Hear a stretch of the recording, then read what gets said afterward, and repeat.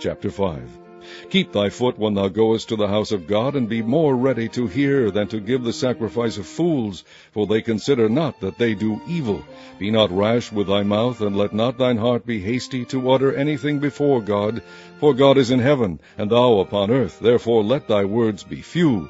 For a dream cometh through the multitude of business, and a fool's voice is known by multitude of words. When thou vowest a vow unto God, defer not to pay it, for he hath no pleasure in fools. Pay that which thou hast vowed.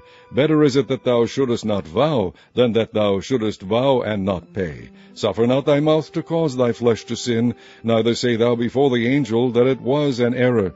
Wherefore should God be angry at thy voice, and destroy the work of thine hands? For in the multitude of dreams and many words there are also divers vanities. But fear thou God. If thou seest the oppression of the poor, and violent perverting of judgment and justice in a province, marvel not at the matter, for he that is higher than the highest regardeth, and there be higher than they. Moreover, the profit of the earth is for all. The king himself is served by the field.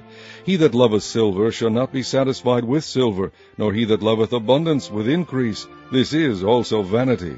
When goods increase, they are increased that eat them. And what good is there to the owners thereof, saving the beholding of them with their eyes? The sleep of a laboring man is sweet, whether he eat little or much, but the abundance of the rich will not suffer him to sleep.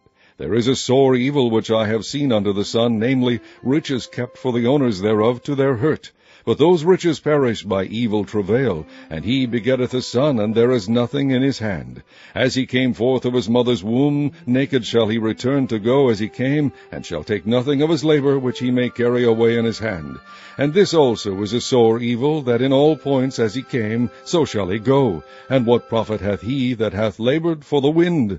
All his days also he eateth in darkness, and he hath much sorrow and wrath with his sickness. Behold, that which I have seen, it is good and comely for one to eat and to drink, and to enjoy the good of all his labor that he taketh under the sun all the days of his life, which God giveth him, for it is his portion.